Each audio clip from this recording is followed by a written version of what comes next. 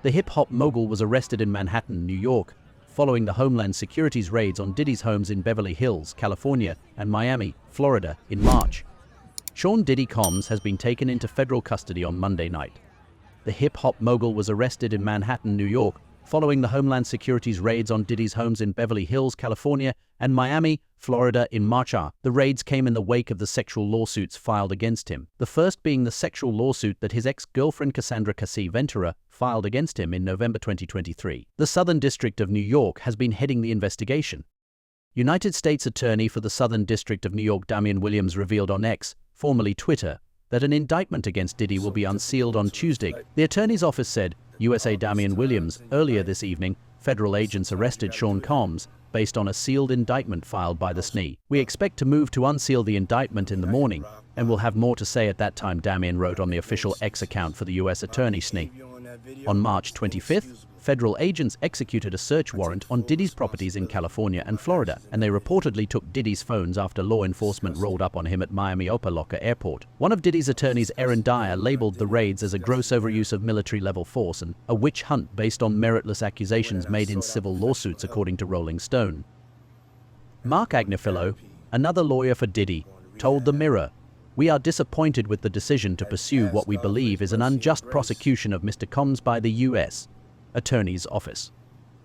Sean Diddy Combs is a music icon, self-made entrepreneur, loving family man, and proven philanthropist who has spent the last 30 years building an empire, adoring his children, and working to uplift the black community.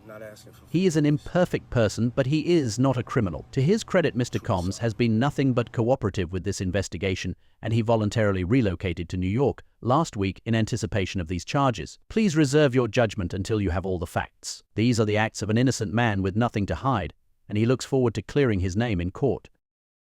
Combs, then known as Puff Daddy, was at the center of the East Coast West-West hip-hop battles of the 1990s as the partner and producer of the notorious B.I.G., who was shot and killed in 1997. But like many of those who survived the era, his public image had softened with age into a genteel host of parties in Hollywood and the Hamptons, a fashion-forward businessman, and a doting father who spoiled his kids, some of whom lost their mother in 2018.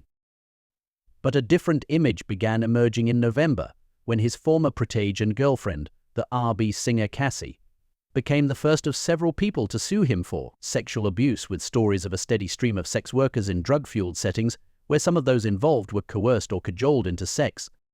In her November lawsuit, Cassie alleged years of abuse, including beatings and rape. Her suit also alleged Combs engaged in sex trafficking by requiring her to engage in forced sexual acts in multiple jurisdictions and by engaging in harboring and transportation of plaintiff for purposes of sex induced by force, fraud, or coercion. It also said he compelled her to help him traffic male sex workers. Combs would force Cassie to have sex with while he filmed.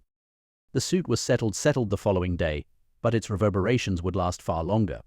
Combs lost lingering allies, supporters, and those reserving judgment when CNN in May aired a leaked video of him punching Cassie, kicking her and throwing her on the floor in a hotel hallway. The following day, in his first real acknowledgement of wrongdoing since the stream of allegations began, Combs posted a social media video apologizing, saying, "I was disgusted when I did it, and I'm disgusted now." Cassie's lawsuit was followed by at least a half-dozen others in the ensuing months,